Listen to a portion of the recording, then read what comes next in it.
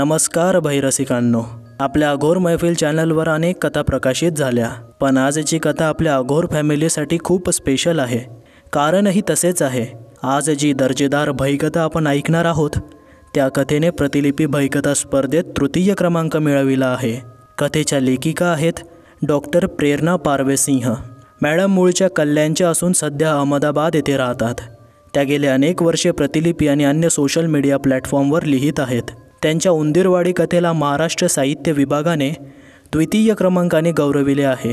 आता ऐकूया डॉक्टर प्रेरणा पारवे लिखित भीतीचा स्पर्श. तिचा तुमच्यात प्रवेश निश्चित आहे. रात्रीच्या 11-11:30 वाजले असतील. काही वेळापूर्वीचे जोरजोरात आवाज, चिडणं, ओरडणं सारं काही आता निशब्द शांततेत बदललेलं होतं. मधुर रागात घराबाहेर पडली होती.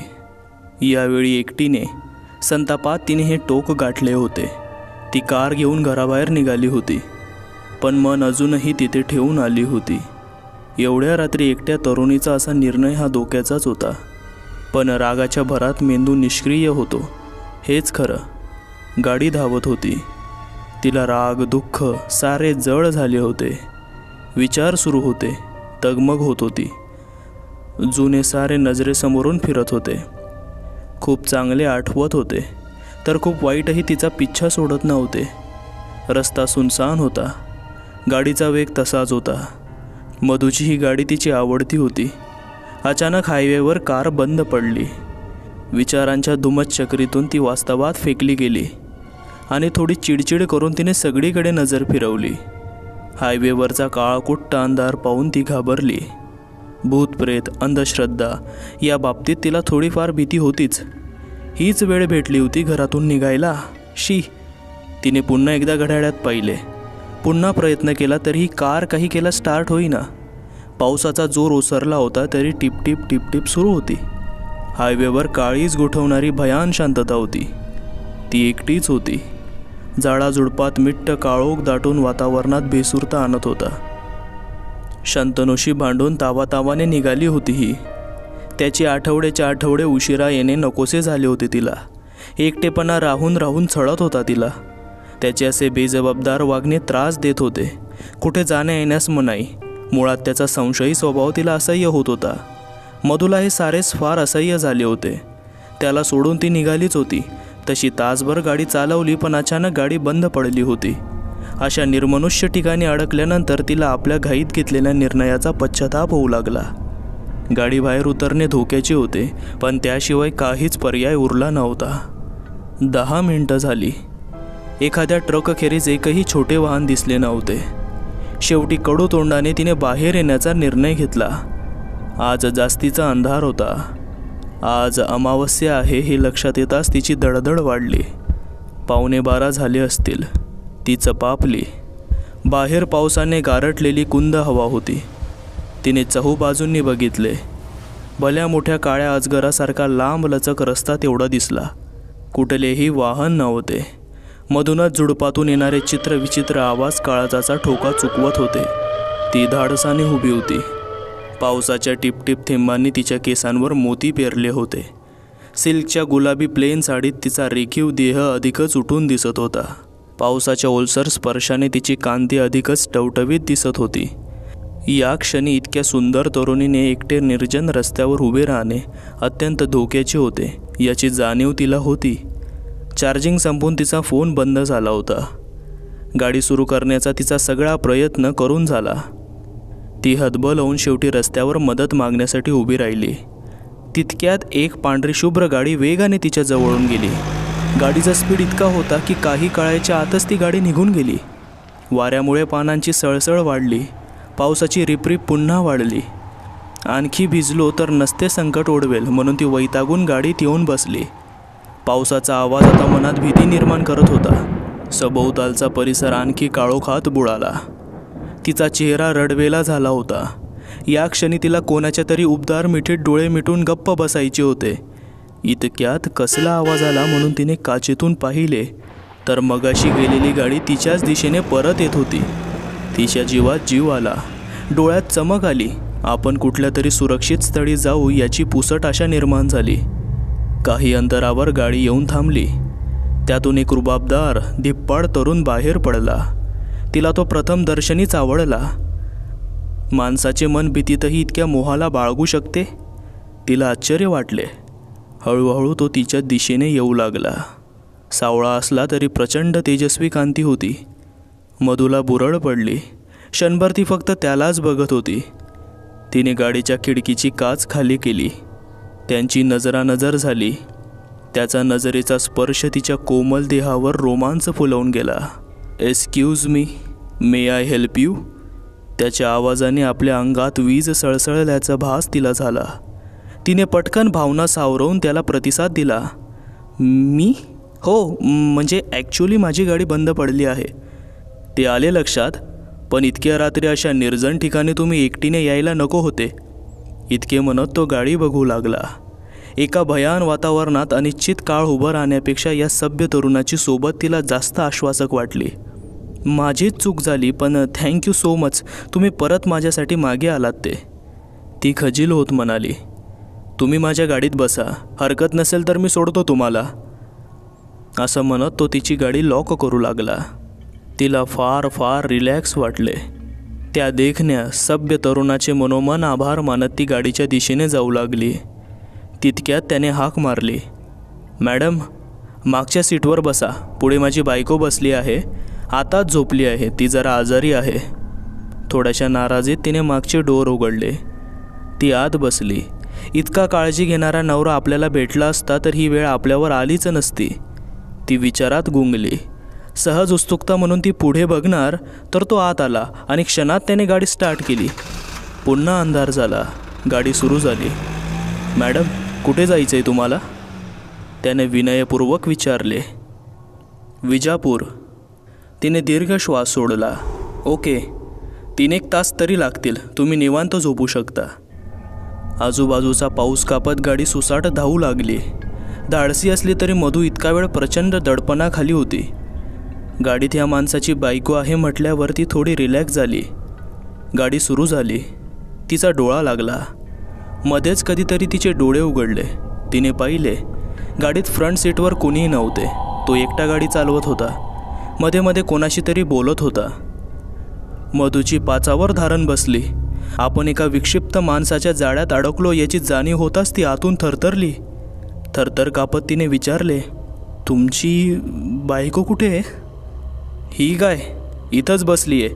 मनू, बोल ना ग त्यांच्याशी. ते एकट्या बसून कंटाळले असतील. मधूच्या घशात कोरड पडली. तिची छाती जोरजोरात धडधडू लागली. गाडीने आणखी वेग घेतला. गाडी थांबवा प्लीज, मधूने विनंती केली. अहो, अजून तासभर तरी लागेल. सांग मनू यांना. मधूने पुन्हा पाहिले. सीटवर कोणीही नव्हते. नाही नको, मला इथेच उतरायचे आहे. मधूला दरदर घाम फुटला. का? मी तुम्हाला असा मध्येच सोडणार नाही. आमच्या मनूला ते अजिबात आवडणार नाही. तिनेच तर सांगितले गाडी मागे घ्यायला, तुम्हाला मदत करायला. सांग ना ग मनू. मधूच्या अंगावर शिरशिरी आली. मी हात जोडते ना तुम्हाला, प्लीज प्लीज गाडी थांबवा. एकाच अटीवर गाडी थांबेल. त्याने आरशात तिला पाहिले. मार्दव असलेल्या त्याच्या डोळ्यात आता क्रौर्य दाटले होते. तरीही गाडी थांबणे जास्त गरजेचे होते. मला सगळं मान्य आहे, ती धीराने बोलली. गाडी सुसाट धावत होती. रस्त्यावर चिट पाखरू नव्हते. पुढे कोणीच नव्हते आणि मागे कोणीच नव्हते. आता आपण खरंच मरणाला कवेत घेतो याची खात्री तिला झाली. चारही बाजूंचा मिट्ट काळोख तिला हतबल करत होता.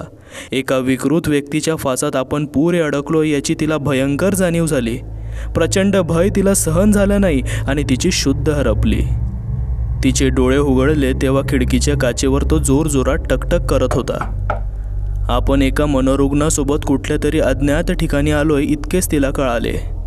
एखाद्या क्रूर सायको किलरसारखा भासणारा हा माणूस आपल्याला नेमके कोणत्या पद्धतीने मारणार आहे हे तिला कळेना. तिने भीतीने डोर धरून ठेवले.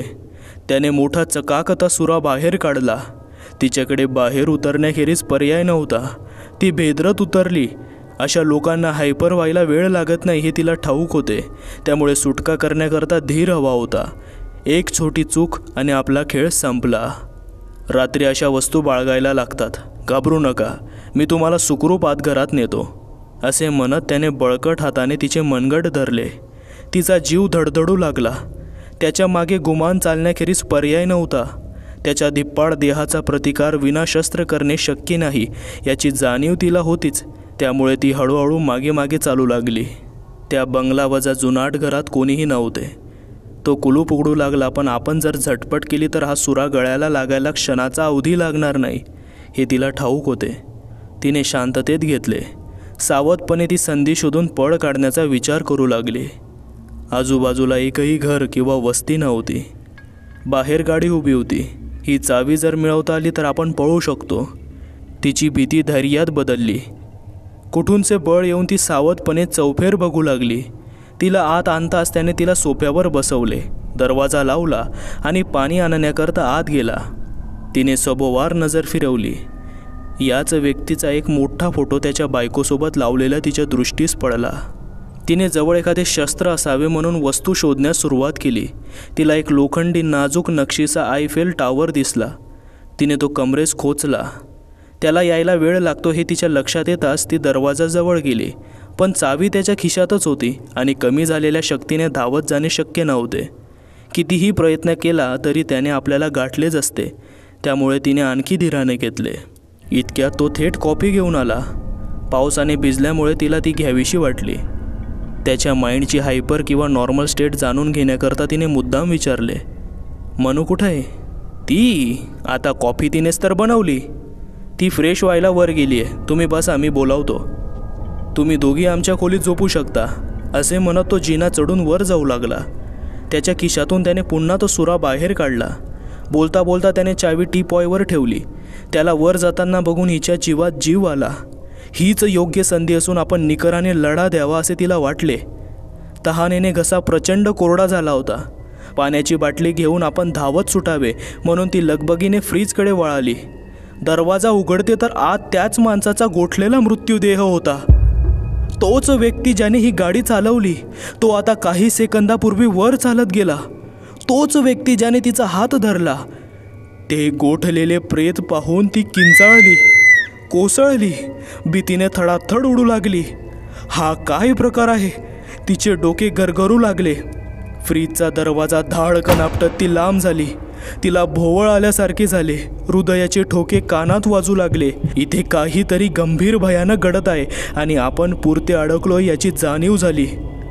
नळ सुरू करून ती पाणी पिण्याकरता वाकली. नळाला हात लावून ती पाणी पिऊ लागली. एक घोट पाणी घशात जाते न जाते तोच तिला तोंडात काहीतरी वळवळत असल्याचे जाणवले. तिने बडाबड पाणी बाहेर फेकले. त्यातून लाल काळे भयंकर किडे वळवळत बाहेर पडले. तिला उलटी आली. पुन्हा नळ सुरू करताच त्यातून असंख्य किडे बाहेर पडू लागले. काही तिच्या हातावर चढू लागले. ती ओरडत सुटली वेड्यासारखी. त्यांना झटकण्याचा प्रयत्न करू लागली. तेच किडे बराबर तिच्या पायावर चढू लागले. त्यांच्या तोंडातून टोकदार रक्ताळलेला सोंडा बघताना ती प्रचंड घाबरत किंकाळ्या मारत होती. ते तिला अनेक ठिकाणी दंश करत होते. तिला तो दाह असहाय होत होता. साडी सगळीकडून फाटली होती. ती त्याच अवस्थेत किचनमधून कशीबशी बाहेर पडली. जीव वर्दमेला झाला होता. तिचा घसा कोरडा पडला होता. तिला टीपॉयवर पाणी दिसले. तिने ते प्यायले. पाणी पिताना मिटलेले डोळे जेव्हा उघडले तेव्हा तिला मोठा धक्का बसला. मगाशी राहते दिसणारे हे घर आता एका जुन्या वाड्यासारखे दिसत होते. इतक्यात झालेला बदल चमत्कारिक होता, भीतीदायक होता. तिने गोल फिरून बघितले. भिंतीतून झाडांची अकराळ विकराळ मुळे बाहेर आलेली होती. सगळीकडे धूळ, माती आणि कोळ्याचे जाळे. जुना पंखा वाऱ्याने असा हलत होता की कधीही कोसळावा. एक दमट उग्र दर्प तिचे नाक भेदून गेला. तिने सभोवार बघितले. टीपॉयवर पडलेली चावी घ्यायची होती. तिने हात पुढे करताच त्यावरच्या लोकरीच्या रुमालाचे कोणाच्या तरी लांब सडक काळ्या केसात रूपांतर झाले. त्यांना बोटही न लावता ती चावी काढू लागता केसांची चुंबळ हवेत नाचू लागली. अचानक ते दोरीसारखे सरसर तिच्या हातावर गुंडाळले गेले. तिने त्यातही चावीवरची पकड सोडली नाही. झटपट करत केस अचानक गळून पडले. हात मोकळा झाला. छपरावर कोणीतरी चालत असल्याचा आवाज येऊ लागला. हळूहळू तो आवाज वाढू लागला. तो इतका भयंकर होता की एकाच वेळी तिथे अनेक माणसे पळत होती असे वाटावे. तिने कानावर हात ठेवला. कोणीतरी तिला बघत होते. तिचा वागण्याचा, तिच्या भीतीचा कानोसा घेत होते. तिला या घरातून बाहेर पडायचे होते, पण मगाशी जिथे दरवाजा होता तिथे आता एक भिंत होती. तिला कुठेही दरवाजा दिसेना. किचनला असणारी एक मोकळी खिडकी तिला आठवली. चावी घेऊन तिने किचनकडे धाव घेतली. आता मात्र त्या खिडकीचा जाळ्या नव्हत्या. जुन्या लाकडी चौकटीवर खिडकीची तारे जोरजोरात आपटत होती. आजूबाजूला येणारे जंगली आवाज तिचा थरकाप उडवत होते. ओट्यावर चढत बाहेर उडी मारली. ती बाहेर काट्यावर पडली. अंगाला खरचटले, जखमा झाल्या. तिने गाडीकडे धाव घेतली. थंडगार हवा सुटली. पाऊस पुन्हा पडू लागला. तिचा हात थरथरत होता. तिने चावी लावून गाडी सुरू करण्याचा प्रयत्न केला. तिचे नशीब जोरात होते आणि गाडी सुरू झाली. तिने वेग घेत गाडी पुन्हा रस्त्यावर आणली. तिला धीर आला. कुठे जायचे, किती चालवायचे कळत नव्हते. ती सरसर रस्ता कापत निघाली. रस्ता भयान भासत होता. आजूबाजूला एकही गाडी नव्हती. ब्रेक दाबण्याचा प्रश्नच नव्हता. गाडीचा वेग वाढत नव्हता. खाली बघताच तिच्या अंगातले उरले सुरले त्राण निघून गेले. तिचा पाय एक हात अडवत होता. गाडीत आणखी कोण आहे हे मिररमधून बघताच तिला जाणवले. फोटोत दिसणारी ती बाई आता तिच्या मागच्या सीटवर बसून बेसूर हसत होती. तिने मागे वळून बघितले. सीट रिकामे होते. पुन्हा मिरर बघितला. त्यात ती आणखी जोरजोरात हसत होती. घामाने डबडबलेली मधू आता पुरती शिनली. गाडीचा ब्रेक लागत नव्हता. खिडक्या उघडत नव्हत्या. मागे कोणीही नव्हते. तिने ती काच फोडली. ती बाई दिसेना, पण गाडीत अचानक गाणे सुरू झाले. ते बंद करण्याचा ती प्रयत्न करू लागली. बंद करताच ते आपोआप पुन्हा सुरू झाले. कोण आहे तू? बाहेर हो, बाहेर हो, ती ओरडू लागली. तिथून काहीही आवाज येईना. पुन्हा शांतता झाली. मधू गाडी चालवत होती. स्पीड बराचसा कमी झाला. हळूहळू त्या बाईचा हसण्याचा आवाज वाढत राहिला. तिचे सर्वांग थरथरू लागले. ती बाई पुन्हा शांत झाली. 5-1 मिनिटं झाली. मधू गाडीवर कॉन्सन्ट्रेट करू लागली. अचानक आता मधूच्या मानेवर थंडगार लांब सडक बोटं फिरली. ती तिच्या गळ्याला आवळणार इतक्यात मधूचा गाडीवरचा कंट्रोल सुटून मधू एका झाडावर आदळली. स्पीड कमी असल्याने अपघात मोठा नव्हता. इतक्यात एक गाडी थांबली. त्यात शंतनू होता. तो बाहेर पडला. स्वतःच्या बायकोला दुसऱ्या गाडीत अगदी विचित्र स्थितीत बघून त्याला काहीच सुचेना. रस्त्यात बंद सापडलेली तिची गाडी आणि आता अशी अवस्था.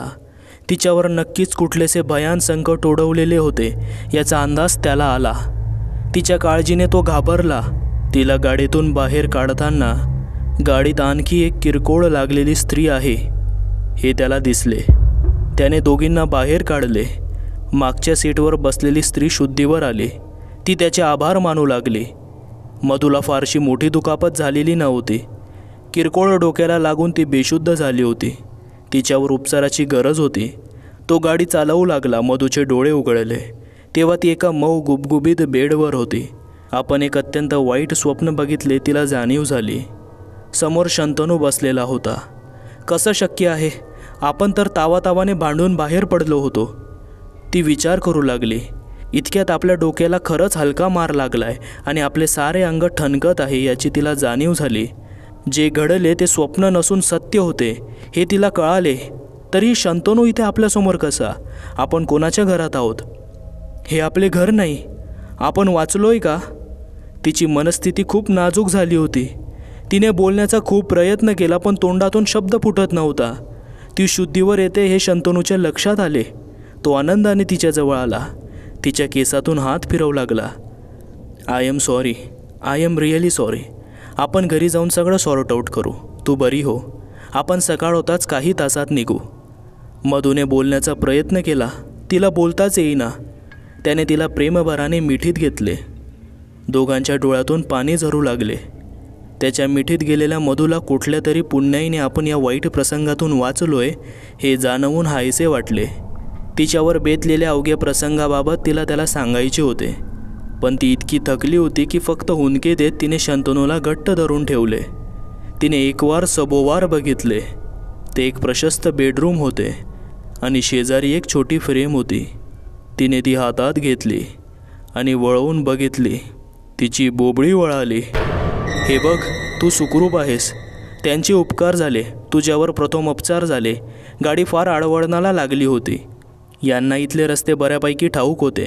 आपण इथे त्यांच्याच घरी आहोत. फोटोत पुन्हा त्या भयंकर स्त्रीचे दर्शन झाल्याने मधू हडबडली. शब्द फुटेना. ती घामाघूम झाली. तिचे हात पाय गळून गेले. ती पुन्हा बेशुद्ध पडली. त्यांना थकव्यामुळे ग्लानी आली असेल. सकाळी उठतील त्या, तुम्ही काळजी करू नका, असे म्हणत ती स्त्री गरम कॉफी घेऊन आली. बाहेर पावसाचा जोर आणखी वाढला होता. आपण यांना साधे नावही विचारले नाही. शंतनू खजील झाला. तो काही बोलणार इतक्यात ती बाई पुन्हा निघून गेली. इतक्या निर्जन स्थळी ही लोक एकटी कशी राहतात? नवरा कुठे असेल? आता येईल की नाही? घरात एकही नोकरगडी माणूस नाही? त्याला अनेक प्रश्न पडले. ही बाई 30ची असावी, पण फोटोत दिसणारा नवरा 45-46. नेमके काय भानगड असेल? आपण तिला कुठलेही खाजगी प्रश्न विचारू नयेत. ती सांगेल ते ऐकून सकाळ होताच इथून निघावे, असे त्याचे ठरले. त्याची कॉफी संपली. तो पाणी आणण्याकरता खाली आला. खाली किचनमध्ये कोणीही नव्हतं. त्या बाई कुठे गेल्या असतील? त्याने फोन बाहेर काढला. थोडीशी बॅटरी शिल्लक होती. नेटवर्क देखील होते. त्याने एक्झॅक्ट लोकेशन ट्रेस करण्याचा प्रयत्न केला, पण गुगल चालत नव्हते. नेटवर्क येत जात होते. तो पुन्हा पुन्हा प्रयत्न करू लागला. इतक्यात लाईट्स गेल्या. सगळीकडे अंधार झाला. तो चपापला. आपण मधूजवळच थांबायला हवे. ती उठली तर उगाच घाबरेल आणि तिला आपली जास्त गरज आहे. आता आपण तिलाच प्रायोरिटी द्यायला हवी, असं म्हणत तो हळूहळू जिन्याचा कठडा चाचपळत वर जाऊ लागला. त्याने फोनची टॉर्च लावण्याचा प्रयत्न केला, पण ते काही शक्य झाले नाही. मोबाईल बंद पडला. हळूहळू तो वर आला. दरवाजा उघडाच असल्याने सरळ आत गेला. बेडच्या एका कोपऱ्यात बसून राहिला. पुन्हा लाईट्स आल्या आणि आपण चुकून दुसऱ्याच खोलीत आलो हे त्याला जाणवले. बेड छोटा होता. बाथरूमचा दरवाजा वाजला. आत कोणीतरी असावे. ओ माय गॉड, त्या फ्रेश व्हायला आल्या असतील आणि आपण चुकून इथे त्यांच्या खोलीत आलोय. लगेचच निघावे, नाही तर त्या बाईंना काहीतरी संशयास्पद वाटेल. म्हणून तो झटकन उठून उभा राहिला. लाईट पुन्हा गेली. हातात मेणबत्ती घेऊन ती बाहेर आली. नुकतेच नाहून आलेले ते स्त्री सौंदर्य अफाट होते. एका पुरुषी उत्सुकतेने त्याला जागीच खिळवून ठेवले. ती पाठमोरी होत साडी नेसू लागली. शंतनू तिला एकटक बघत होता. तिच्या अफाट सौंदर्याने त्याला जागचे हलू दिले नाही. ती वळली तेव्हा त्याची ततपप झाली. अगदी पारदर्शक साडी, त्यातून दिसणारा तिचा कमनीय बांधा त्याला भुरळ घालत होता. त्याच्या अनपेक्षित बघण्याचा तिला राग आला नव्हता. ती त्याला एक मंद स्मित देत खोलीतून बाहेर निघून आली. शंतनूला तिच्या अशा गूढ हास्याचे गुपित कळेना. कदाचित वयानुसार आलेल्या मॅच्युरिटीमुळे असे अवघड प्रसंग हाताळणे तिला नवीन नसावे. त्यामुळे तिला आपला काहीही त्रास झालेला नाही. नाहीतर तिने तसे रिॲक्ट केले असते. ही इतकी सहज निघून गेली कशी? अनेक तर्क लावत तो तिच्या मागे मागे जिना उतरत खाली आला. ही बाई एक अजब रसायन आहे. तिच्याबाबत त्याची उत्सुकता आणखी ताणली गेली. तिच्या मादक गंधाने आणि बेहोश चालीने तो धुंद झाला. तो हळूहळू चालत आला. तुमच्या मनाची अवस्था मी समजू शकते, ती मागे न वळताच म्हणाली. त्याची धडधड वाढली. छे हो, कुठली अवस्था? त्याने उसने सोंग आणले. ती पुन्हा त्याच्या नजरेत नजर टोचून म्हणाली, मी साडी नेसत असताना तुम्ही मला बघत होता आणि तुमच्या छातीत होणारी धडधड मला स्पष्ट ऐकू येत होती. ती सहजच बोलून गेली. पुन्हा तेच छद्मी हास्य. शंतनूला क्षणभर शाळेत अंगठे धरून वर्गाबाहेर उभे राहायला सांगितल्यासारखे लाजिरवाणे वाटले. बायकोवर नाजूक अवस्थेत असताना आपण हे काय करत होतो याची तीव्र जाणीव होताच तो खजील झाला. तिला काहीही न विचारता त्याने नजर वळवली. पाठीमागे वळत तो सरसर जिने चढू लागला. तशी तीही त्याच्या मागे आली. जिना अर्धा चढून झाला असेल. तिने मागून त्याच्या हातावर हात ठेवला आणि त्याच्या जवळ आली. शंतनू आणि आपण किती मोठ्या संकटात आहोत याची जाणीव मधूलाहून एखाद्या दैवी शक्तीने खेचून आणल्यागत ती शुद्धीवर आली. तो समोर नव्हता. अंगातले उरले सुरले त्राण एकटवून ती उठली. ही बाई नेमकी कोण आहे याची त्याला माहिती नव्हती. मधू त्याच्या काळजीने दरवाजाकडे धावली. जिन्यातल्या दृश्याने तिला जागीच खिळवून ठेवले होते. इतक्या अनोळखी व्यक्तीकडे या स्त्रीचं झेपावणं शंतनूला रुचत नव्हतं, पण मनात नसूनही तो एक पायरी खाली उतरला. कोणी भानामती करावी असे तो वागत होता. त्याने एक हात तिच्या कमरेवर ठेवताच ती त्याच्या दिशेने झेपावली. पुढच्या क्षणी ती त्याच्या मिठीत होती. मधूला धक्का बसला. आपल्या उतावळ्या संधी साधू नवऱ्याचा तिला प्रचंड राग आला. इतक्यात ती भानावर आली. मानवी रूप धारण केलेल्या या दुष्ट आत्म्याने कुठल्या हेतूने शंतनूवर जाळे टाकले हे तिच्या लक्षात आले. शंतनू, दूर हो. मधू जोरात किंचाळली.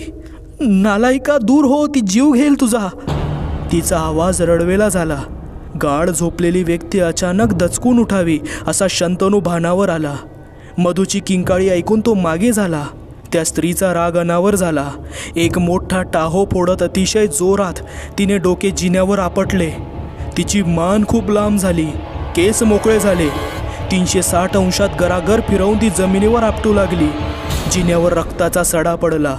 तिचे शरीर कमरेतून वाकले आणि उलटे झाले. शंतनूची पाचावर धारण बसली. तो वरच्या दिशेने धावत सुटला. तशी ती गरागर डोके आपटत वर चढू लागली. शेवटच्या पायरीशी येताच ती उलटी झाली आणि छपरावर थैथै नाचू लागली. छप्पर हादरले. वेगवेगळे रडण्याचे आवाज येऊ लागले. काचेच्या झुंबराभोवती ती उलटी लटकत गिरक्या घेत होती. तिचे मोकळे केस चहूबाजूंनी उडत होते. ती जिन्यावर उलटी वेडी वाकडे भराभर चढत आणि उतरत होती. दोघांचे काळीज घशात येत होते. मधूने शंतनूला आत ओढत दरवाजा घट्ट लावून घेतला. त्याच्यासमोर अचानक घडलेल्या या भयान घटनेचा त्याच्यावर इतका वाईट परिणाम झाला की तो क्षणभर शॉकमध्येच गेला. अरे, ती बाई नाही, प्रेतात्मा आहे. गेली 2 तास मी या बाईच्या सापड्यात अडकले होते. मला वाटले की आपण सुटलो, तर आता तूही इथेच अडकला. त्याची बोबडी वळाली. तो ढासळत्या अवस्थेत होता. हिला नेमके काय हवे असेल आपल्याकडून, त्याने विचारले. आपल्याला मारणे सहज शक्य असताना तिने आपल्या दोघांना इथे का आणले असावे? मधू विचारात पडली. इतक्यात एखादे अजस्त्र धूळ धाडकन खाली कोसळावे असा आवाज झाला. शंतनू दरवाजाकडे जाताच मधूने त्याला मागे ओढले. इतक्या मोठ्या आवाजाचे काय पडले असावे? मी बघू का? बाहेर पडायला हा दरवाजा उघडावाच लागेल, त्याने विचारले. ती आपल्याला बाहेर काढण्याकरता काहीही करू शकते. आपण सावध असायला हवे, त्याला मागे ओढत मधू म्हणाली. बाहेर तिचा आवाज वाढतच होता. बाहेर तिच्या कधी मांजरीच्या रडण्याचा आवाज येऊ लागला. तिचा आक्रस्ताळेपणा करत ओरडण्याचा आवाज अचानक कमी झाला. काही वेळानं तो जवळजवळ नाहीसा झाला. मधूने दार किलकिले केले. धाडस करणे भाग होते. सगळीकडे शांतता होती. ती 2 पावले पुढे आली. कुठूनही कसलाच आवाज येत नव्हता. तिला पाठीमागे करत आता शंतनू पुढे झाला. मगाशी अस्ताव्यस्त असलेल्या सगळ्या वस्तू जागच्या जागी होत्या. भिंतीवर असलेल्या जुन्या घड्याळातले टोल वाजले. पहाटेचे 3 वाजले होते. ती बाई बंगल्यात आता कुठेही नव्हती. तिची या जगात बाहेर राहण्याची वेळ बहुधा संपली असावी. मधू आणि शंतनू सावध नजरेने जिने उतरले. गाडीची चावी आपण वर विसरलोय हे त्याच्या लक्षात आले. तू इथंच थांब, मी चावी आणतो, म्हणत तो वर गेला. इथे मधूला कापरे भरले, पण वाट पाहण्याखेरीज काहीही हातात नव्हते. मी 2 क्षणात येतो, म्हणत तो वर गेला आणि तप्तरतेने खाली आला. तो खाली आला तेव्हा ती सुखरूप होती. दैवाची कृपा झाली. संकट टळले, मधू म्हणाली. त्याने मधूला हाताशी धरत दरवाजा उघडला. लगबगीने दोघेही गाडीत बसले. गाडी सुरू झाली. दोघेही सुखरूप त्या घराबाहेर पडले. देवाचे मनातल्या मनात आभार मानू लागले. अतिशय जीवघेण्या प्रसंगाचा सामना मिळून गेला होता, पण अचानक घडलेल्या प्रसंगामुळे आणि विचित्र अनुभवामुळे दोघेही स्तब्ध होते. घडलेल्या घटनेचा दोघांवर अतिशय वाईट परिणाम झाला होता.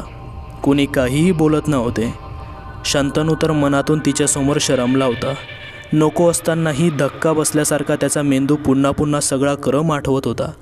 अचानक रस्त्यात एक मोठा खड्डा आल्याने त्याला हिसका बसला. धातूचा एक त्रिकोण त्याच्या पोटाला रुतला. तो कशाचा होता? प्रेम असावी म्हणत त्याने बाजूला सारला, तर जिथे तो रुतला तिथे हिरवट काळसर खून उमटली. त्याला विचित्र वाटले. फारसा रक्तस्राव नसला तरी भयानक दुखत होते. तो तरीही गाडी चालवत होता. गाडी हायवेवर होती. विजापूर काही मिनिटावर होते. एके ठिकाणी गाडी मी चालवते असं म्हणून मधू उतरली.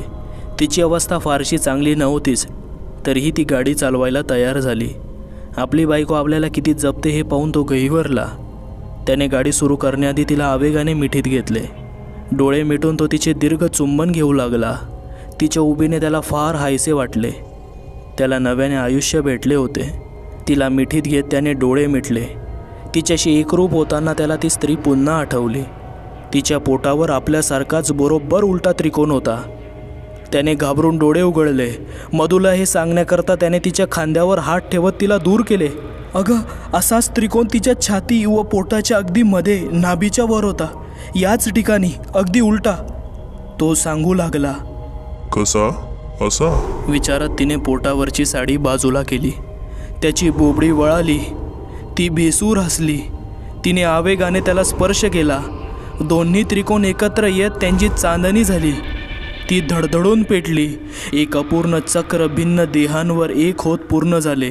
तिचा तो आत्मा मुक्त झाला. त्या घरातल्या हॉलमधल्या तसबिरीत आता मधू आणि शंतनू एकत्र होते. बिचारी मधू फ्रीजमध्ये गोठली होती आणि शंतनू आता रस्त्यावर गाडी चालवत मदतीसाठी फिरू लागला.